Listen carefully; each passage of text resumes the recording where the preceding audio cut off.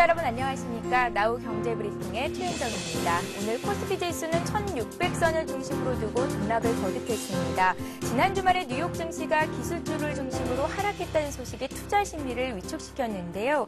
장중에는 외국인과 기관이 동반 매도함에 따라 1590선까지 하락하기도 했지만 장 마감 1시간을 앞두고 개인들의 매수세가 증가되면서 1600선을 회복한 모습입니다. 먼저 동시효과 상황 살펴보고 좀 더 자세한 시황 상황 알려드리겠습니다.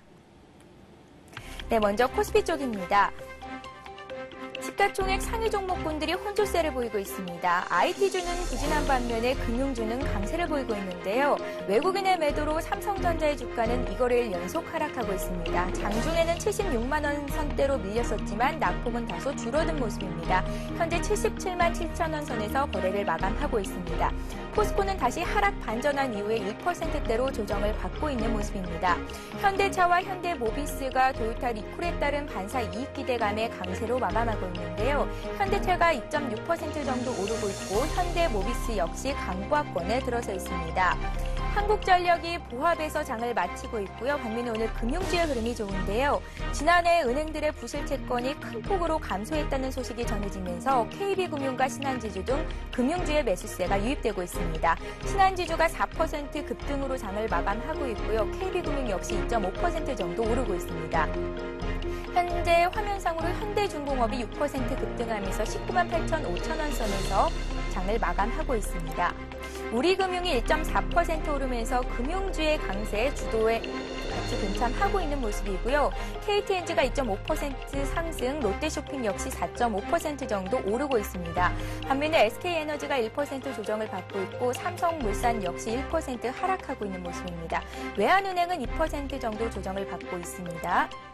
아모레퍼시픽이 0.8% 강한 흐름을 보이고 있습니다. 이어서 코스닥 종목도 살펴보겠습니다.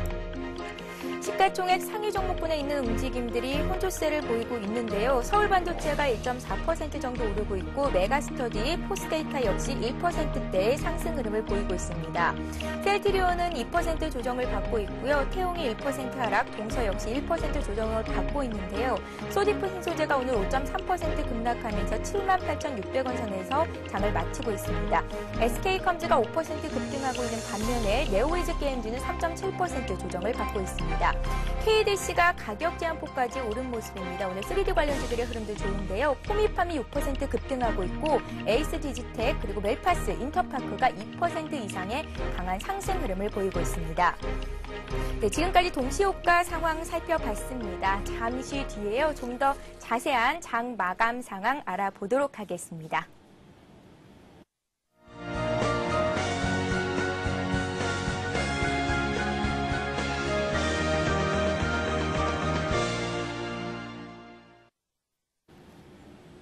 네, 코스피가 개인들의 매수에 힘입어서 장중 다시 1600선 탈환에 성공했습니다. 오늘 코스피 지수는 어제 전 거래일보다 5포인트 상승한 1607포인트로 장을 마칠 것으로 예상되는데요.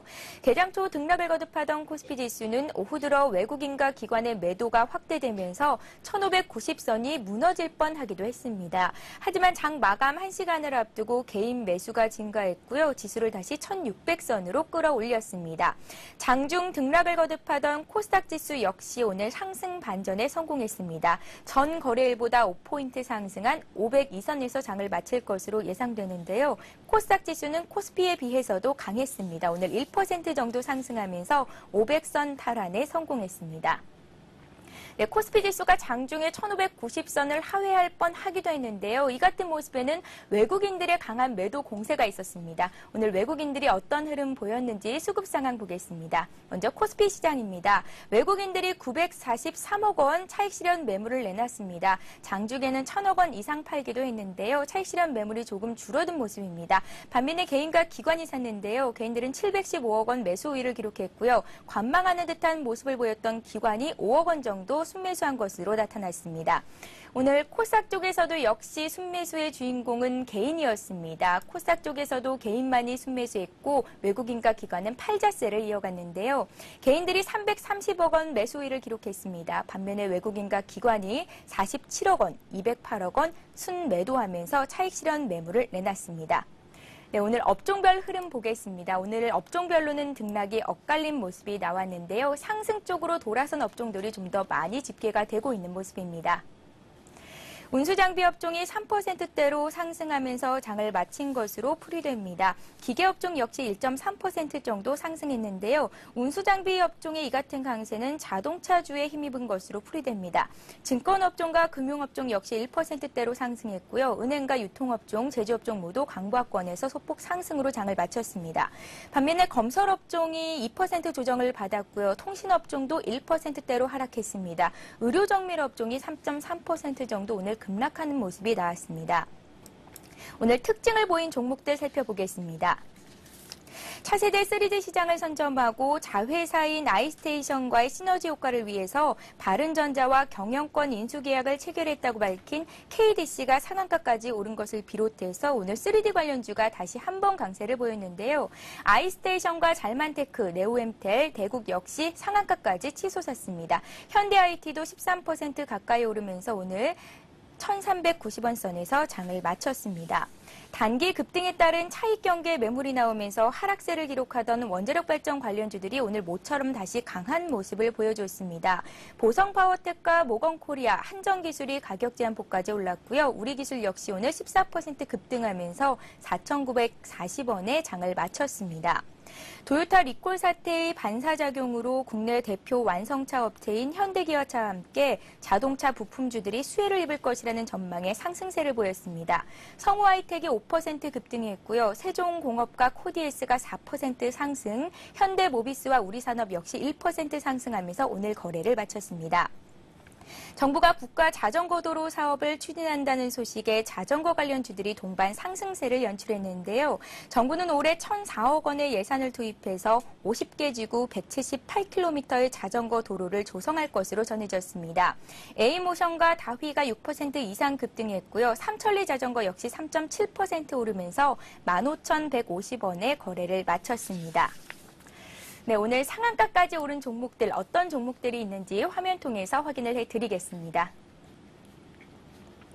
원전 관련주 중에서는 모건코리아와 보성파워텍이 가격 제한폭까지 올랐고요. 좀 전에 특징주에서 살펴봤듯이 KDC 정보통신이 반도체 전문 기업인 바른전자와 경영권 인수계약을 체결했다고 밝히면서 상한가까지 올랐습니다. 그 밖에 서주 관광개발이 가격 제한폭까지 올랐고요. KL렉과 위노바, PC디렉트도 오늘 상한가까지 상승했습니다. 네, 오늘 주변국 아시아 증시 역시 조정을 받는 모습입니다. 대부분의 아시아 증시가 하락세를 면치 못하고 있는데요. 중국 통화당국이 추가 긴축에 나설지 모른다는 우려감이 작용하고 있는 것으로 풀이됩니다. 지난 주말에 뉴욕 증시가 하락 마감한 것 역시 오늘 투자 심리를 위축시킨 것으로 풀이됩니다. 먼저 일본 증시 마감 상황부터 보겠습니다. 오늘 일본 니케이 지수가 상승 반전에 성공하면서 장을 마쳤습니다. 0.07% 상승한 1,205포인트 선에서 장을 마쳤는데요. 이거래일 만에 반등에 성공했습니다. 리콜 사태에 휩싸인 도요타와 닛산 등 자동차 관련주들은 하락을 보인 것으로 나타났습니다. 그 밖에 주요 아시아 증시 흐름 보겠습니다. 현재 중국 상위종합지수가 2%대로 낙폭을 키우고 있습니다. 중국의 1월 구매자 관리 지수는 55.8로 전달에 비해서 줄어들었지만 2008년 이후 두 번째로 높은 수준을 기록했는데요. 여전히 기준점인 50을 크게 웃돌아서 중국의 경기 확장 국면이 지속되고 있음을 보여줬습니다. 1월 신규 대출도 1조 6천억 위안을 기록해서 전년 동월에 비해서 큰 변화는 없었는데요. 블룸버그 통신은 당국의 추가적인 긴축 조치가 나올 것이라는 우려가 조성되고 있어서 이에 따라 상하이 증시도 부진한 흐름을 타고 있다고 전했습니다. 현재 홍콩 증시 역시 약한 모습을 보이고 있고요. 대만 지수가 기술주의 부진으로 1.5% 정도 조정을 받고 있습니다. 네, 오늘 원달러 환율은 장중 1,170원대 중반선까지 올라오는 모습을 보였는데요. 오늘 환율 흐름은 어땠는지 살펴보겠습니다. 오늘 서울 외환시장에서 원달러 환율은 달러화가 강세를 보인 영향으로 전 거래일보다 1원 90전 오른 1,163원 70전으로 출발했습니다. 장 초반 발표된 무역 수지가 1년 만에 적자를 기록한 것이 상승 재료로 작용했습니다. 하지만 고 수출업체의 달러 매도 물량이 실리면서 환율은 1,159원 선까지 저점을 형성하기도 했는데요. 이후 해외 외환시장에서 유로달러 환율이 하락하면서 원달러 환율은 위쪽 방향으로 올라갔습니다. 특히 역외 세력들을 중심으로 달러 매수세가 유입되면서 환율은 1,170원대를 돌파했고 상승폭을 확대하면서 장중에는 1,174원 선까지 오르기도 했습니다. 주식시장에서는 외국인 투자자들이 1,000억 원 이상 장중에 주식을 순매도하면서 환율 상승에 무게감을 실어줬습니다. 오늘 원달러 환율은 전 거래일보다 7원 70전 오른 1,169원 50전에 장을 마친 것으로 나왔습니다. 네, 그 밖에 오늘 코스피 코스닥 지수 어떻게 마감됐는지 다시 한번 살펴보겠습니다. 코스피 지수는 전 거래일보다 0.25% 올랐습니다. 4포인트 상승하면서 1,600선을 다시 탈환한 모습인데요. 1,606선에서 장을 마쳤습니다. 코스닥 지수는 전 거래일보다 5.43포인트 상승한 502로 장을 마감했습니다. 네, 오늘장 마감 상황 좀 더 자세히 알아보겠습니다. 오늘 현대증권의 홍승현 연구원이 전화로 연결돼 있습니다. 안녕하세요. 네, 안녕하십니까. 네, 코스피, 코스닥 모두 상승으로 장을 마치긴 했는데 장중의 변동성이 참 컸습니다. 오늘장 마감 상황 정리 부탁드리죠.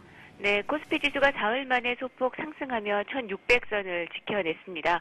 지난 주말 뉴욕 증시는 4분기 GDP 성장이 예상치를 상회했지만 인텔과 애플 등 기술주의 부진한 주가 흐름과 유럽 국가의 정부 부채에 대한 우려가 지속되며 하락세로 마감이 됐습니다. 코스피 지수는 지난주 급락에 따른 반발 매수가 유입되며 상승세로 출발했습니다. 하지만 이도 잠시 약세로 돌아선 뒤 상승과 하락으로 가며 지루한 등락 장세가 이어지는 모습이었습니다. 개인과 기관은 매수로 대응하는 모습이었지만 외국인의 팔자세가 1,000억 원 가까이 유입이 되며 지수 상승을 어렵게 하는 모습이었습니다. 결국 오늘 코스피 지수는 지난 주말보다 4.01포인트 상승한 1,606.44를 기록했습니다.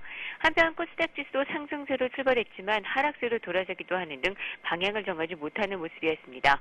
개인이 매수에 나서며 지수 반등에 기여하는 모습이었지만 기관의 매도는 열 하루째 이어지며 지수 반등을 힘겹게 하는 모습이었습니다. 하지만 결국 코스닥 지수도 반등에 성공하며 지난 주말보다 5.43포인트 상승한 502로 마감이 되며 500선을 어렵사리 회복했습니다. 네, 오늘 업종별로는 등락이 엇갈렸는데요. IT주들이 조정을 받은 반면에 자동차 관련주들이 상승하는 흐름이 돋보였습니다. 오늘 특징주 정리 부탁드립니다. 네, 그렇습니다. 삼성전자가 7,000원 하락하며 77만 원대로 밀려났습니다. 지난 1월 21일 종가 기준 사상 최고가인 85만 원까지 오르기도 했었는데요. 오늘 외국인의 매도세에 힘없이 무너지면서 77만 원대까지 후퇴하는 모습이었습니다. 한편 현대차는 세계시장 점유율 상승과 4분기 실적 개선세, 토요타 리콜 등 호재성 재료가 어우러지며 2% 넘게 올랐고요. 현대모비스와 기아차 등 자동차 관련주들도 강세를 보이는 모습이었습니다. 이 밖에도 현대중공업이 6% 가까이 오르는 등 중공업 관련주의 상승세가 두드러진 모습이었습니다. 이 밖에도 KB금융과 신한주 등 금융주들의 상승세도 눈길을 끄는 모습이었습니다. 한편 코스닥 시장에서는 메가스터디와 SK브로드밴드, 성광밴드, 코미팜, 포스데이터 등이 선별 상승세를 시현하며 지수 상승에 기여하는 모습이었습니다. 네, 지난주 뉴욕 증시는 기술주가 조정을 받으면서 하락으로 장을 마쳤습니다. 이번 주 미국 증시를 움직일 만한 소식들이 있으면 함께 전해주시죠. 네, 이번 주 미국 증시는 2주 동안 지속됐던 하락이 어느 정도 진정이 되고 일시적인 반등 가능성도 있을 것으로 보입니다. 하지만 최근 하락의 원인이 향후 경제 회복에 대한 불확실성임을 고려할 때 주가 상승을 위해서는 이에 대한 근본적인 해소가 필요해 보입니다. 이를 위한 가치적 근거를 확인할 때까지는 상당 기간 시간이 소요될 것으로 보이는데요. 이번 주 발표 예정인 주요 경기 지표들은 대표 기업들의 실적은 대부분 계속해서 미국의 경제가 회복되고 있음을 보여줄 것으로 예상됩니다. 하지만 최근 증시에서는 이를 매도의 기회로 이용하는 경우가 증가하고 있어 주의가 필요해 보이는데요. 최근 중국의 통화 긴축과 그리스의 재정 우려가 투자 심리를 크게 위축시켰는데 이들 재료가 글로벌 금융시장의 위축을 불러올 수 있다는 우려가 여전히 시장을 압박하고 있습니다. 이러한 심리적 불안감이 해소될 때까지는 미국 증시의 등락 과정은 좀 더 이어질 것으로 보입니다. 네, 오늘 코스피 지수는 반등이 성공했지만 계속된 조정으로 지금 매수를 해도 좋을지 많은 분들이 또 이제 걱정을 하고 계실 것 같습니다. 내일장 대응 전략은 어떻게 세워보는 것이 좋을까요? 네, 지난 금요일 발표된 국내 선행지수는 비교적 무난한 편이었습니다. 하지만 며칠 전 발표된 중국의 선행지수의 모습에 경기 부양책과 함께 회복되던 경기가 지난 4분기를 기점으로 속도 조절에 들어갈 수도 있음을 알리는 신호로 받아들여지고 있습니다. 금융위기 이후 가장 발빠르게 경기 부양책을 실시했던 중국은 선행지수 상승 전환이 우리보다 약 3개월 빠른 상황이었고요. 중국 경제와 밀접한 관계를 갖고 있는 국내 경제가 중국이 지나간 경로를 추적할 것이라는 가정을 세운다면 우리 선행지수도 약 3개월 뒤면 꺾이는 것이 아니냐는 우려감이 주식시장에 반영된 것으로 보입니다. 4분기 GDP 역시 이러한 예측을 뒷받침하듯 전년 대비로는 여전히 확장 국면이지만 전기 대비로는 둔화의 조짐을 보이고 있다는 것이 작은 우려를 만들고 있습니다. 대외 변수 불확실성에 대한 우리 증시의 저항력이 워낙 취약해 변동성 장세는 좀 더 이어질 것으로 보입니다. 하지만 주요국 증시의 변동률을 보게 되면 연초 이후 한 달간은 국내 증시 하락폭이 덜 내렸지만 지난 한 주간을 볼 경우 국내 증시 하락률이 가장 높았다는 점입니다. 변동성에 대한 주의가 필요하겠지만 낙폭이 크고 기초 여건이 뒷받침되는 종목들에 대한 선별적인 관심은 유효할 것으로 보입니다. 네, 도움 말씀 고맙습니다. 네, 고맙습니다. 네, 지금까지 현대증권의 홍승현 연구원이었습니다.